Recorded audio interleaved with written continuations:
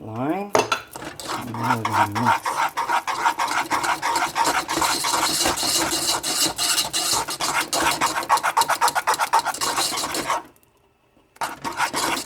Maybe this will work. I don't know. We'll find out.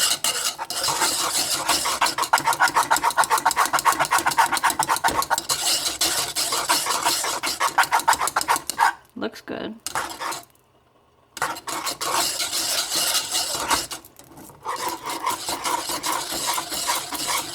On a low heat.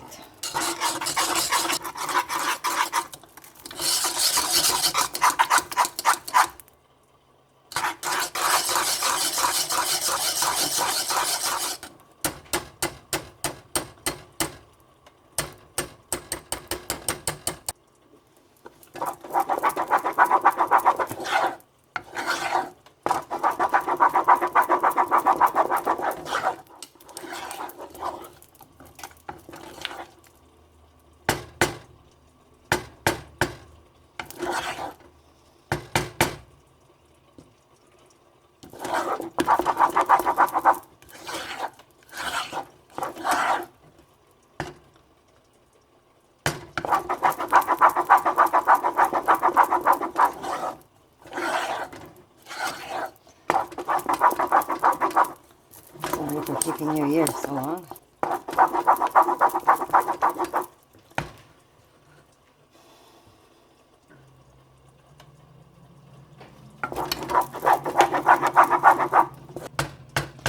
Okay, as you can see at this point, you want this to completely detach from the pot. That's when you know it's ready to turn them into your little buffalo balls. And it's still sticking to my pot, so we know it's still not ready. And if you remove it from the cooking earlier, you would have a nice, I guess, nacho type cheese that you can use. But you would have to remove it a lot earlier than it completely evaporating, where the water evaporates and detaches from the cooking pot. I do have my oven on a very low heat, so this way the agar continues to cook and the vapors come out of the cheese itself, and then I'll be able to turn them into small mozzarella balls or bocconcini. It has a nice stringy texture. Now again, this is a test with my agar. This is my 4th attempt. I'm hoping that this is the one that did it. As you can see, it's already coming together. It's not sticking as much. It completely detaches from the pot. So it's almost ready to be made into balls. We're keeping our fingers crossed. I don't know how this mozzarella is going to melt on pizza, but if it firms up nicely, it'll be great to put on top of tomato slices as an appetizer. And we'll test it later on. But for now, I'm just hoping that it holds and firms up nicely. So here's crossing our fingers.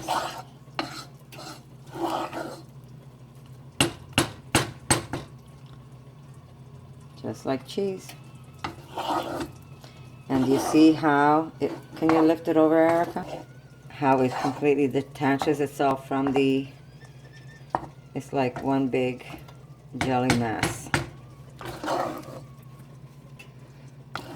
So we are now going to attempt to make our balls.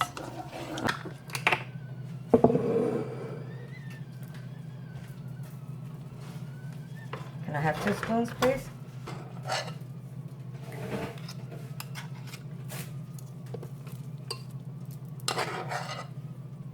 Do I have my scissors? Yes.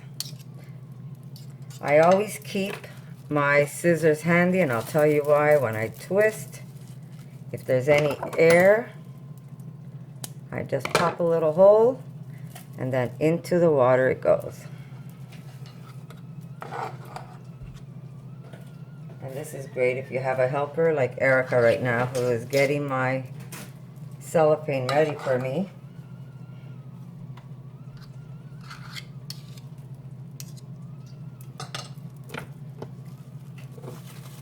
we go. Twist. Mess that one up. There we go. And it goes.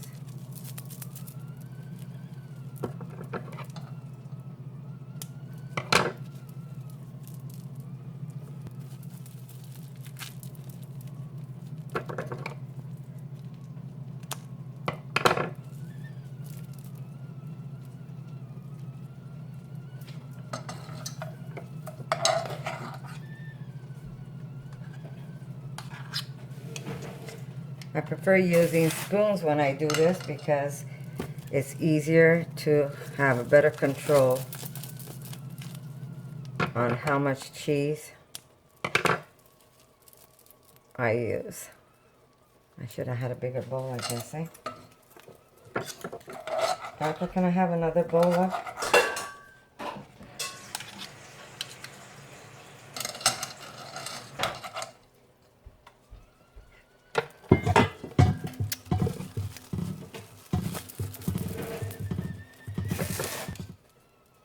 Now, you don't have to form them into balls when you make mozzarella. Even if you're using the carrageenan, you could just put them in a container. Oop, okay. Let's do that again. You could just use a container and just get a brick rather than the balls. Okay, guys, I think I got it. Oh my God, I am so excited. I can't believe after all these tries, I think I got my agar mozzarella ready for you guys. So I feel them. They feel fantastic. I'm excited. I am really, really excited. So let's just take these apart. And here's my water that I had, my other mozzarella. And I am gonna, this is salt brine. And I'm tasting it. So good. Nice and salty. And I'm gonna take these apart and I'm just gonna show you. I am so excited. I can't believe I actually, look at that. Look at the mozzarella balls. They worked.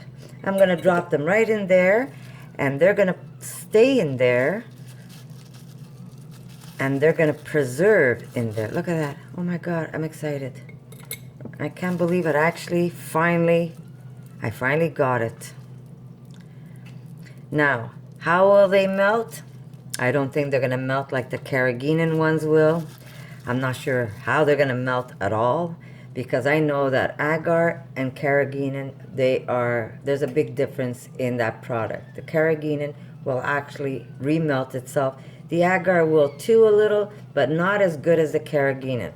But if you want to just slice up some mozzarella and put it on top of some tomato slices with some black pepper, it is gonna be fantastic. The taste is good. I know it's good because I tasted my mixture. And I'm really happy I finally got this mixture. There we go. Look how beautiful they are. Oh my God, and they feel fantastic. There we go.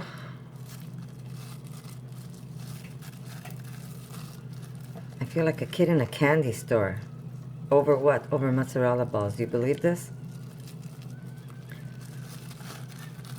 Look at that. Beautiful, beautiful, beautiful. And this is my last one. I did have to put them in the refrigerator, and I'll tell you why. Yeah, let me just put this away and show you. Okay, look how beautiful they are. So here's my knife. I'm just gonna cut one open. Look at that. Look at that. I got it. I got it.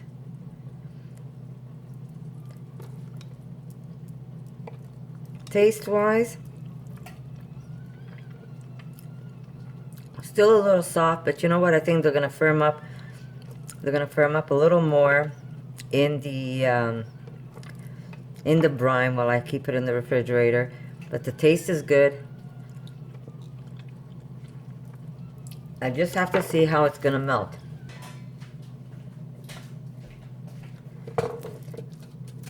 I'm just gonna shred some of this up.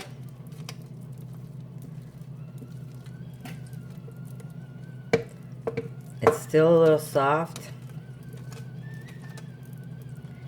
I'm just gonna test that out. I'm going to put the rest in here so I don't. Oop. Here's some more mozzarella. And I'm just going to put this on some bread. And we're going to put this in my toaster oven.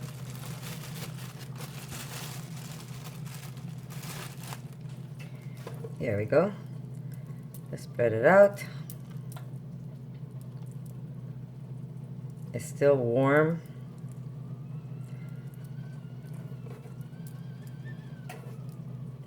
But we'll see how this works.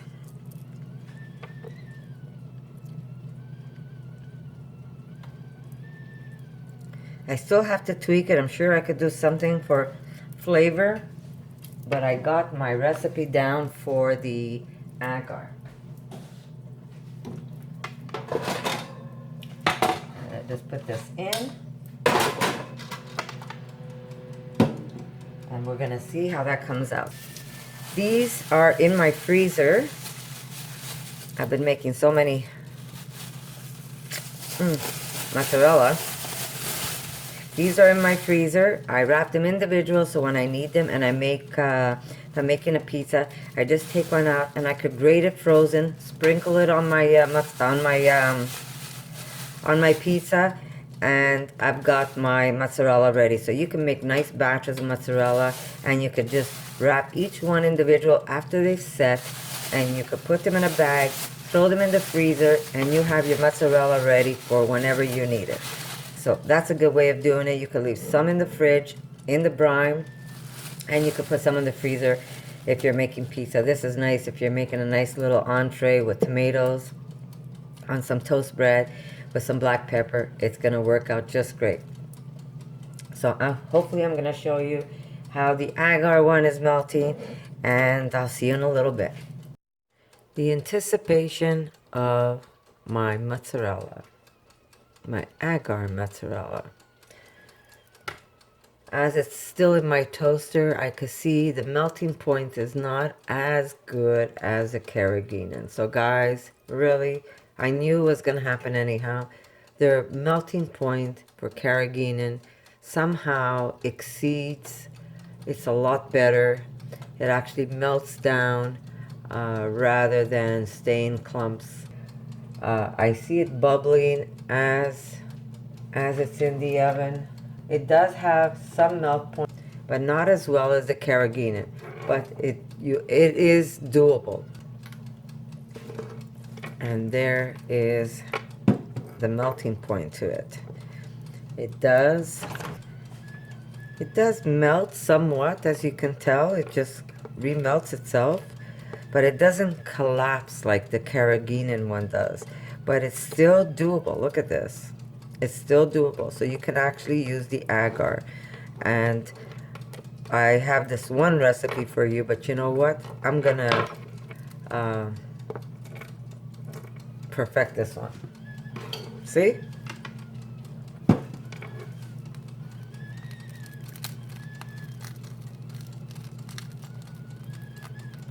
Jesus, is hot.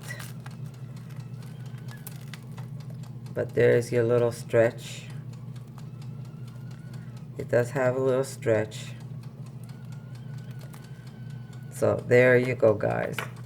The taste is good, so if you want to give it a go, by all means do so. And let me know how you like it. I will have to perfect it, that's for sure. Hot, but good. Thank you guys. I'll see you in my next video.